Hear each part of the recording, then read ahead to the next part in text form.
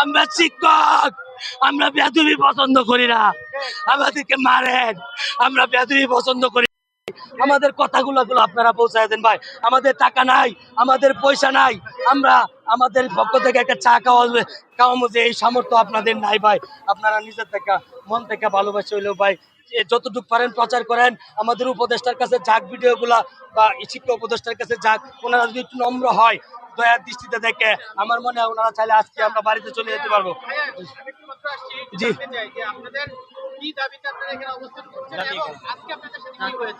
আমি আসলে ভাই আমাদের জাতীয়করণ দাবিতে জানেন আপনার 13 অক্টোবর থেকে আমরা এখানে অবস্থান করতেছি।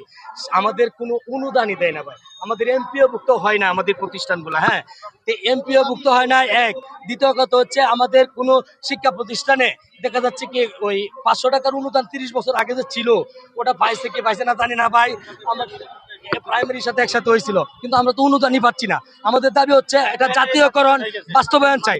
আমাদের এই মাদ্রাসাগুলোকে আপনি জাতীয়করণ করেন, এমপিও ভুক্ত করেন, অনুদানের আওতাভুক্ত করেন, তাহলে আমাদের এর চেয়ে খুশি এই বাংলার জমিনে এই শিক্ষকরা আর হবে না। কারণ প্রজ্ঞাপন জারিটা আসলে আমাদেরকে করে দিলে আমরা এই জায়গাটা ছাড়িয়ে দিব। আমরা তো জনগণের অশান্তি চাই না ভাই, আমরা তো শ্রমিক, আমরা তো এখানে যারা আছি কৃষি করি, মনোহারি দোকান করে, এক ভাইয়ের রিক্সা আটকালে ওনার একটা প্রবলেম, আমরা কি করতে চাই? আমাদের ভাষাগুলো বুঝেন আপনি। স্বতন্ত্র ইফতেদায়ী মাদ্রাসাগুলা জাতীয়করণ বাস্তবায়ন চাই, এটা আপনি করে দেন। আপনি আপনি দয়া করে আমাদেরকে আপনার কাছে ভিক্ষা চাচ্ছি, ভিক্ষা প্রয়োজন। আপনি আমাদের মতো ইয়াং বয়সীরা বাদ দেন, আমরা রিক্সা চালাবো। আমাদের বাচ্চা যারা মতো আছে তারা, তাদেরকে একটু দেন আপনি প্লিজ, প্লিজ দয়া করে ভিক্ষা চাচ্ছি। আজকে আমাদের পুলিশ প্রশাসন এসেছিল, এখান থেকে আমরা অবস্থান ধর্মঘট মানে সরিয়ে দেওয়ার জন্য, মানে মানে আমাদেরকে সরিয়ে দেওয়ার জন্য মানে ওরা আপ্রাণ চেষ্টা করছে। এখন আমাদের শিক্ষক বিদায় ভালোভাবে কথা বলছে, হয়তো ওনারা দয়ার দৃষ্টিতে দেখছে, জানি না। ওনারা এখন চলে গেছে, তবে ওনাদেরও বউ বাচ্চা আছে, ওনাদেরও মাদ্রাসার স্টুডেন্ট আছে, ছাত্র আছে।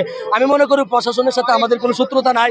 ওনারা ওনাদের দায়িত্ব পালন করে, ওনাদেরকে নির্দেশ দিলে ওনারা তো আসবেই। প্রশাসন তো আমাদের দেখা যাচ্ছে ওনাদের নির্দেশ ছাড়া এখানে আসবে না।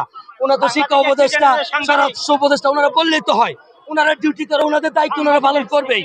কিন্তু আমাদের কথা হলো আমরা আমাদের দায়িত্ববোধ থেকে আমরা জায়গা ছাড়বো না। উনি আমাদেরকে মেরে ফেলুক, আমরা এখান থেকে লাজ যাবো, আমরা এই যে বুক পাইতে দিয়ে লাজ যাবো, আর কোনো কথা নাই। আজকে বিষয়টা উপদেষ্টাকে আমি বিনীতভাবে হাত জোর করছি এই শিক্ষকদের পক্ষ থেকে, আপনি দয়া করে এই প্রশাসনকে আজকে আপনি যেভাবে আমাদের উপরে মানে ক্ষিপ্ত করেছেন বা ওনারা আমাদেরকে সরিয়ে দিতে চাচ্ছেন, প্রশাসন আপনার নির্দেশ ছাড়া তো এখানে আসে নাই। আপনি প্রশাসনকে আপনি পারেন ওনাদেরকে বললে আপনি একটা সমাধান দিতে পারেন। একটা কথাই, প্রশাসন এখানে আসা লাগে না, আমরা শিক্ষকরা ওই বেয়াদবির আচরণ করা লাগে না ভাই। আমরা হলাম শিষ্টাচার শিক্ষক, আমরা ভদ্রতা নম্রতা দেখাবো মানুষকে। আমাদের কাছে কেন আপনি প্রশাসনকে অপমান করাতে চাচ্ছেন? কেন আপনি অপমান করাতে চাচ্ছেন? আমরা শিক্ষক, আমরা বেয়াদবি পছন্দ করি না, আমাদেরকে মারেন, আমরা বেয়াদবি পছন্দ করি না। আপনি একটা কথা বললে আমরা বাড়িতে চলে যাচ্ছি। আপনি বুক ফাটা হাজারে কান্নার আসতে ভাই, আমি দুর্বল হয়ে যাচ্ছি ভাই, আমি আর কথা বলতে পারবো না ভাই। আমি বলি, বিষয়টা হচ্ছে আজকে ইবতেদায়ী শিক্ষকদের ভুকা মিছিল ছিল, সেই মিছিলটা হচ্ছে আজকে